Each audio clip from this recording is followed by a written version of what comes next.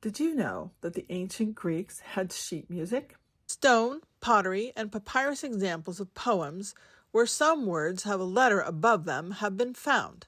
Current thinking is that each letter stands for a different pitch, like the notes on the piano, but sharps and flats cannot be determined simply by looking at the music. The equivalent of which key it is in must first be determined.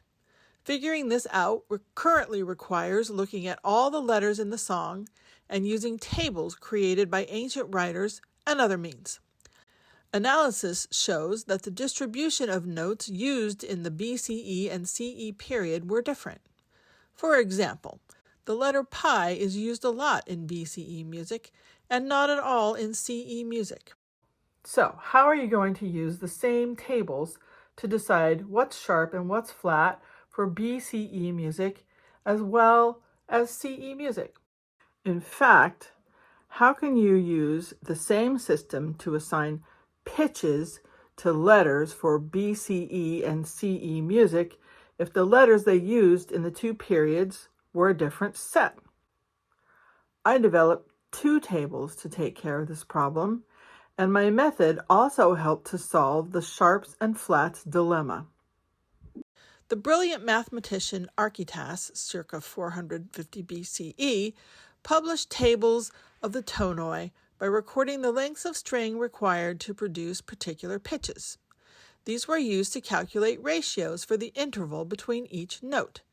These can be converted into modern-day pitches by calling an octave 1200 cents and figuring out how many cents it is between each note in a tonoi. Here is the ancient Greek Dorian tonoi, starting arbitrarily on the western note D. Using these measurements, Archytas published 5 of each type of tonoi in his tables. Dorian, for example, has 5 different columns, and in each row, some of the notes are slightly raised or lowered for some of the types of Dorian. Archytas also created 3 tables for something called genera numbers. These are called chromatic, diatonic, and enharmonic. I like to think of genera numbers as the musical accidentals. If you line them up on top of the letters in the alphabet, you can place the tonoi such that they will line up perfectly to some of these genera numbers. This is how I design my BCE table, lining the tonoi up where they fit the best to genera numbers, and also taking into account which tonoi were supposed to be higher in pitch and lower in pitch according to the literature.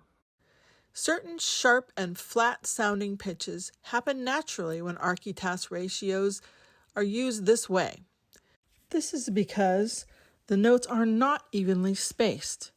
Some notes are very close together and some farther apart, so depending on which letter you start on, you get something that sounds a bit like a major or perhaps a minor scale. The biggest impact my tables have is probably on BCE music. Here is Orestes, music from a play by Euripides from the 3rd century BCE. You will notice that sometimes, such as in line 2, there is a letter and a big space after it. Scholars have decided that this note should be repeated as many beats as they feel that this letter should take. Also, I have chosen to interpret the Z-like letter embedded within the text as a percussion beat, when some scholars choose to interpret this actually as the pitch for the letter Z. You will hear my version, then the accepted version,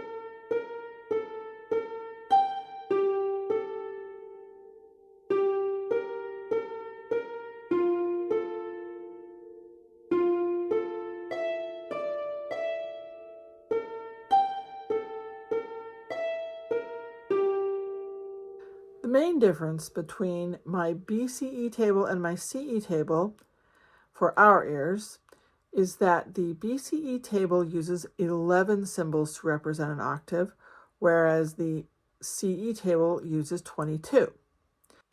Ancient writers did speak of 22 symbols being an octave in the CE period.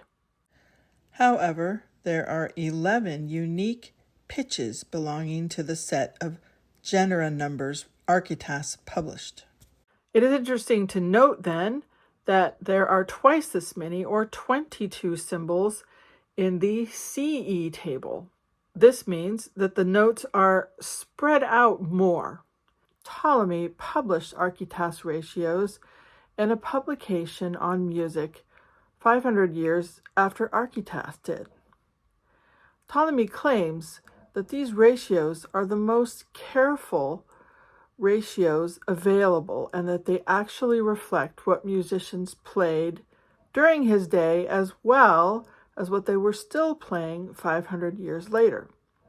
This means that music from the BCE era should not have notes that are radically closer together than those of the CE era. It would be like using semitones in the Bach era, but whole notes and half notes in our era. However, when you look at the translation by Pullman and West, the first three notes are quite compressed. They are less than the smallest distance between any two notes in any of the tonoi. If you believe Ptolemy, the intervals between notes in songs should be similar in BCE and CE eras. You may ask how 11 symbols representing an octave can turn into 22.